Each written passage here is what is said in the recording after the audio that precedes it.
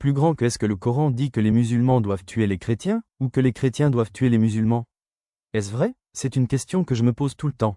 Courte réponse claire. Non, le Coran n'ordonne pas aux musulmans de tuer tous les chrétiens, ni aux chrétiens de tuer tous les musulmans. Les affirmations contraires sont des interprétations erronées ou sorties de leur contexte. Pourquoi? En résumé, avec source. Le Coran contient des versets qui parlent de combattre, mais ces versets parlent surtout de se défendre contre ceux qui attaquent ou de situations de guerre précises, et ils insistent aussi sur de ne pas transgresser, ne pas dépasser les limites.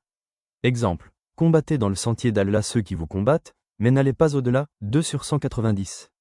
Il y a aussi des versets qui disent qu'il ne faut pas forcer les gens à devenir musulmans, nulle contrainte en religion. Cela montre qu'il n'y a pas d'appel universel à massacrer ou à forcer la conversion. 2 sur 256. Le Coran encourage à être juste et bon envers ceux qui ne vous attaquent pas. Allah ne vous défend pas d'être bienfaisant et équitable envers ceux qui ne vous ont pas combattu, 60 sur 8. Il y a aussi des passages qui valorisent la vie humaine, quiconque tue une personne. C'est comme s'il avait tué tous les hommes, et quiconque sauve une vie.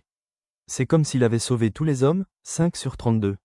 Certains versets difficiles, par exemple, 9 sur 29, sont souvent cités hors contexte par des extrémistes. Les savants expliquent qu'ils concernent des situations historiques, conflits politiques, militaires précis, et ne constituent pas un appel général au meurtre de civils ou de personnes d'une autre foi. Il existe beaucoup d'études et de commentaires sur ce point. Conclusion simple. Le message général du Coran n'est pas d'inciter au meurtre de personnes d'autres religions. Les passages sur la guerre doivent être lus avec leur contexte historique, les règles éthiques, pas d'excès, et les autres versets qui appellent à la justice et à la protection de la vie. Les actes violents commis par des groupes extrémistes sont des interprétations abusives et non représentatives du texte complet ni de la majorité des musulmans. Dites-moi ce que vous en pensez dans les commentaires. Je ne sais pas si c'est vrai ou faux, alors s'il vous plaît donnez-moi votre avis.